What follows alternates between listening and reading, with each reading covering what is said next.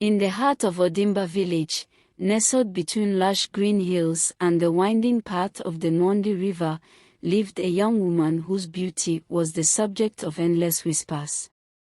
Her name was Anne, a name that echoed through the village like a song carried by the wind. Anne's beauty was the kind that made time stand still.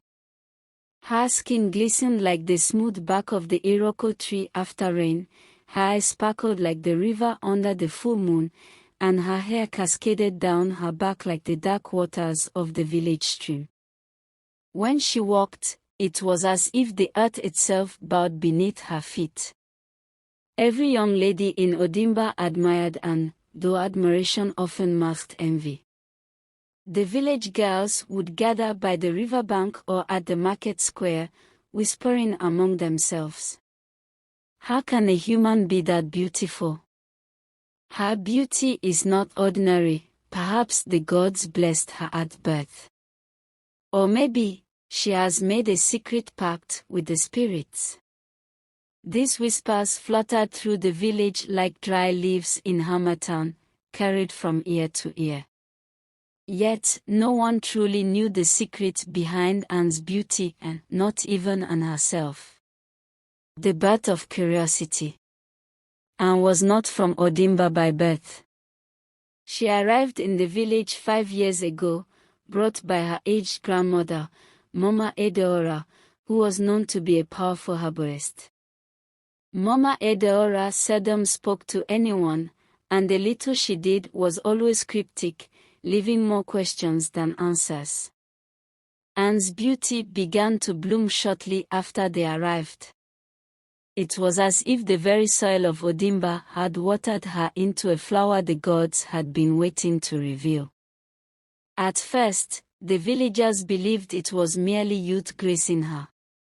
But as months turned into years, Anne's beauty seemed to grow rather than fade, a phenomenon that defied the passing of time.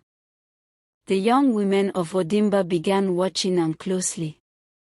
They observed everything: the way she bathed at the river at dawn, the herbs she gathered from the forest, the beads she wore around her waist. Some even tried to mimic her routines, hoping to borrow even a fraction of her charm. Yet, none of their attempts bore fruit. The secret unfolds. It was during the festival of the new moon that the first crack in the mystery appeared. Anne was chosen, as expected, to lead the ceremonial dance of the maidens. As she moved to the beat of the talking drums, her body swayed like the palm trees in the evening breeze. The crowd watched in silent awe. Even the men, who had long learned to guard their gazes around Anne, could not resist stealing glances. Among the watching crowd was Ojeki, the daughter of the village chief, a girl whose beauty once turned heads before Anne arrived. That night, envy burned in Ojeki's heart like a hidden ember. She vowed to discover the truth behind Anne's beauty. Ojeki began shadowing Anne, watching her every move.